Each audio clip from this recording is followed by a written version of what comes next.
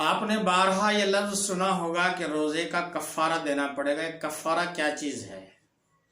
کفارہ ایک طرح سے یہ ایک جرم کرنا ہے کہ مثال کے طور پر آپ نے روزہ رکھا اور جان بوجھ کر آپ نے کوئی ایسی غلطی کر دی کہ جس سے آپ کا روزہ ٹوٹ گیا، تو اب اس کے بدلے میں جو کچھ آپ کو ادا کرنا ہے وہ کفارہ کہلاتا ہے۔ اس کے بدلے میں کیا ہے؟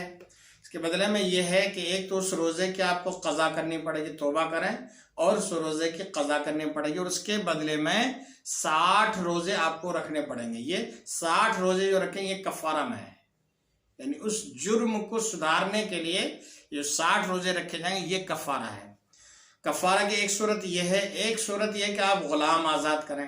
تو چونکہ اب وہ غلامی کا دور تو رہا نہیں، پہلے زمانے میں کیا ہوتا تھا کہ انسانوں کو بھی جانوروں کی طرح بیچا اور خریدا جاتا تھا، تو جو خریدا جاتا وہ غلام یا باندی کہلاتے تھے۔ تو اب چونکہ وہ دور تو ختم ہو چکا ہے، تو وہ غلام اور باندی کا دور رہا نہیں، تو اب یہ غلام آزاد کرنے کی والی بات تو ختم ہو گئی۔